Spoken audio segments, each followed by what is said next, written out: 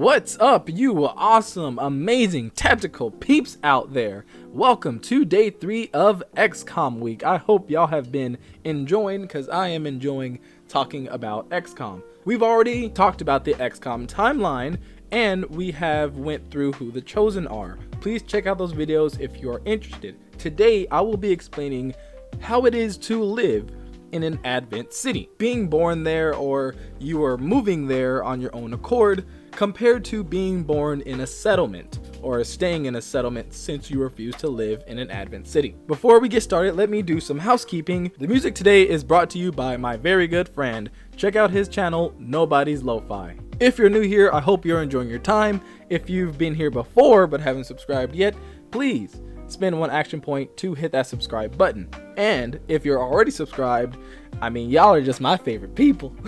I love you guys. Now, let's dive into today's video.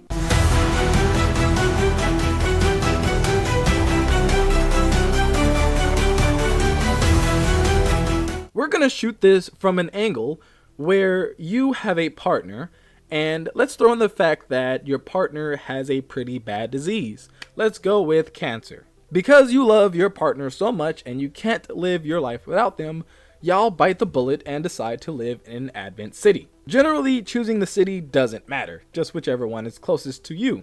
If you're coming from a settlement, honestly, if you're coming from anywhere, it is very easy for you to get into the city.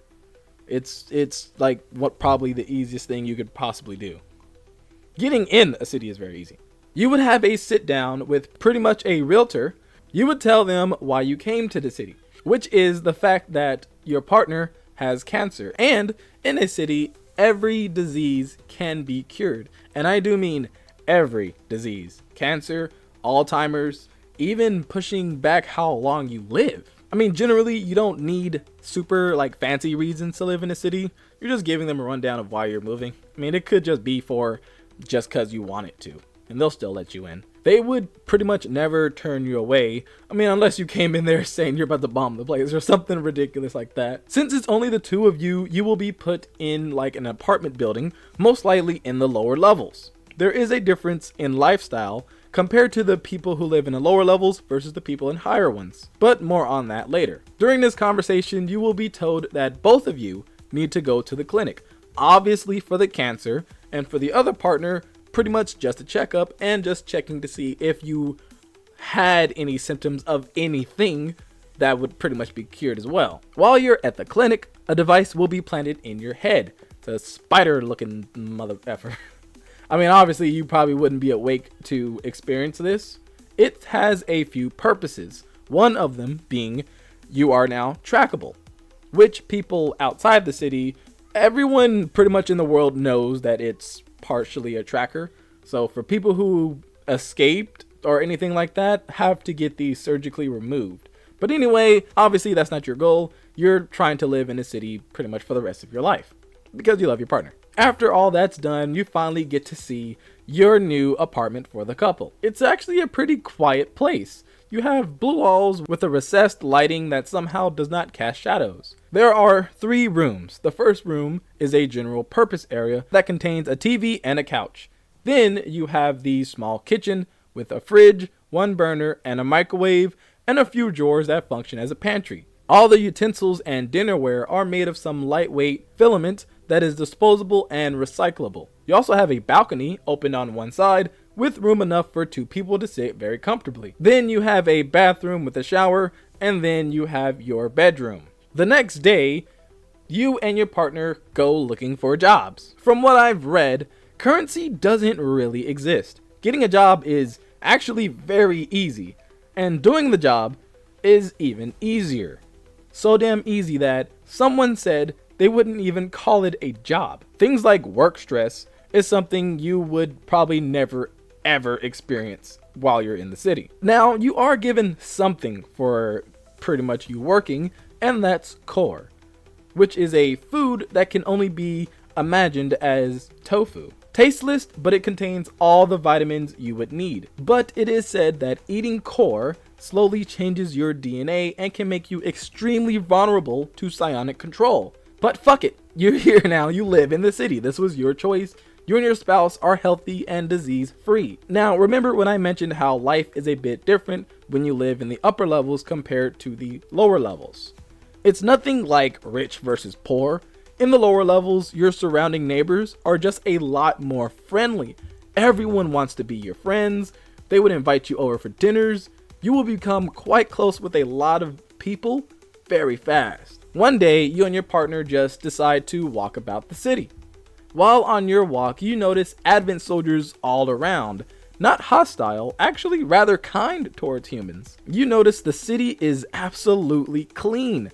Things like roaches, squirrels would sooner or later be a distant memory. Continuing your walk, you would see posters all around, giving you some update on what's happening outside of the city. For example, you might see a report saying something like, "Despite the attempted attack by fringe elements, operations at the new facility in Paris thankfully remain unaffected." In response to the unprovoked intrusion on the eve of our most beloved celebration, people from one of the cities went out to help those that are sick and needed assistance. But those innocent people were killed by those humans who actually only wish to do harm. Those terrorists. They call themselves resistance fighters. But all they do is kill those that are only trying to help. These things you would pretty much see very often, whether you're at home watching TV or you're out and about in the city. It's getting late and you and your partner decide to pretty much just hang out at a bar or a restaurant. Pretty much everything is free.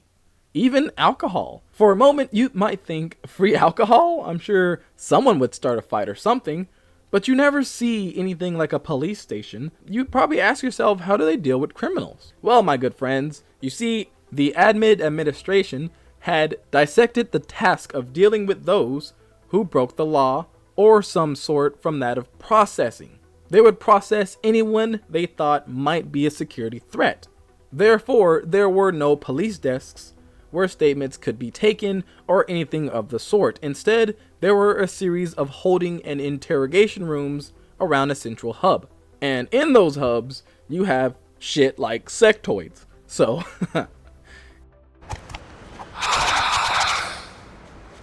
yeah, anyone wanting to do harm, your mind is gonna get red. So, they were pretty much on top of that. And really, no one knew what extent the new city's residents were surveillanced. Some people hypothesized that apartments were probably wired, but that not every apartment was watched, with there being millions of people. It would be a staggering task. Instead, there are probably algorithms running, searching for particular turns of phrases and behaviors that would attract heavier scrutiny. I mean, things like if you say I'm about to bomb this place, or maybe if you mention the words Xcom in a very happy manner, stuff like that will probably get you flagged. And sectoid. I'm gonna start calling it sectoid. Yeah, you get sectoid, you're screwed. If you're curious, you are given a vehicle.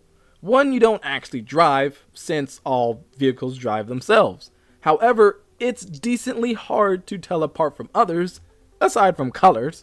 Maybe the thing that they planted in your head helps you know which one is yours. Car crashes are a thing of the past. Even though these cars go insanely fast, days become weeks, weeks become months, months become years. You have a kid with your spouse. What kind of life would an Advent City newborn experience? What would they learn in school? The Advent administration had very little interest in educating the population of their cities beyond a minimal and highly propagandized curriculum. They see it more as technology is something humans don't have to worry about.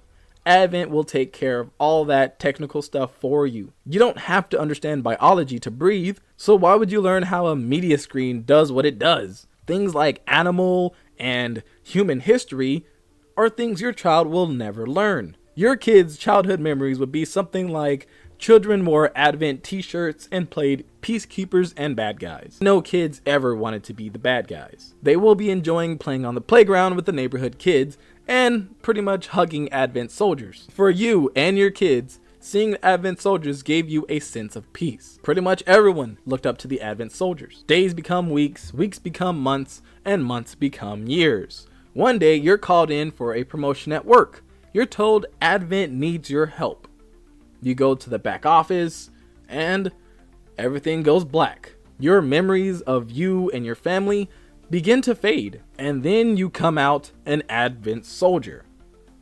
But don't worry, they will tell your family something.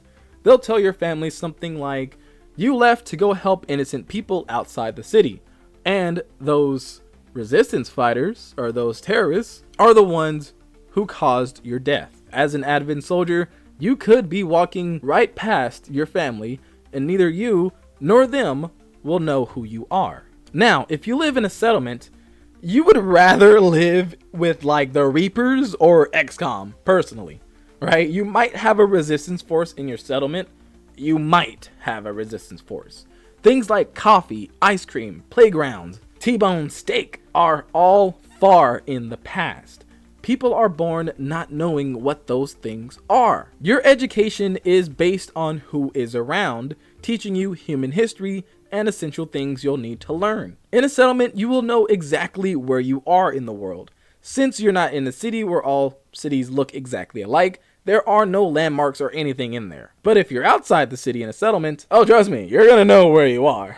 Ultimately, Advent doesn't really care about the humans. The Advent cities are like giant farms, and humans have become the cows. In the city, there are no animals, since Advent rules it as illegal to have any animal. It's not exactly explained. I mean, in the book, the animals have some kind of toxin, and the aliens are very scared of it, so they just burned entire areas. That could be why, but it's not deeply explored. Just like people in a city, you will have a relationship with Advent, but it will be very different. Peacekeeping forces have already made several preemptive arrests of known collaborators. Advent again assures all citizens that today's celebrations will continue as planned. A 50 to 100 Advent soldiers will be approaching your settlement quite often, taking people by force, killing any animals you might have. And if they see anything like a playground, they will just break it down. The radio is a very good source of help for you. It will give you some entertainment and news from the outside world. Most of the music was from before the invasion, but there's also radio theater, which mostly adapted movies and books from old days. But new original content was coming into favor, and most of what went out over the radio waves was more than what it appeared to be. To get news, you had to know what you were listening for. Anything important was wrapped in apparent nonsense, but if you knew the code, it was decipherable. When the announcer said, for example, that he would like to dedicate the next song to his dear old mother in New Paris, and then the song itself mentions Tennessee, it meant that it was time for the resistance near Tennessee to carry out whatever they've been planning. Sister, on the other hand, referred to a settlement. So, saying something like, to my ailing sister in Berlin, was a warning that New Berlin, Advent was making a big push in the surrounding settlements, or a specific one. Again, indicated by something in the song. It was not a good system for conveying detailed information, but it helped minimize radio traffic. Even though it could be very hard in a settlement, it's your life to live. You would most likely know how to drive cars, since that's the main source of transportation. And you could join a resistance group, Xcom or the Reapers. But one day, Advent comes to your settlement, takes you by force, turning you into an Advent soldier any damn way. It seems like you're damned if you do and you're damned if you don't. In the city, you're just being watched constantly like you're a pig on an Advent farm. You would likely be taken in and become an Advent soldier, but if you're in a settlement, that would happen to you as well. Both sides are pretty damning in the end. That is until the commander stops Advent for good, but 20 years is a very, very long time. And that is all for today's video. Would you live in the city or would you live in a settlement? Let me know in the comments. Please spend one action point to subscribe to the channel. And if you like the video, please give it a like. Tomorrow's video will be who exactly is Volk, how do the Reapers live, and who is Benno, and how do the Skirmishers live. With that being said, peace out, you amazing, tactical, awesome, spectacular peeps out there. Love you guys. Peace.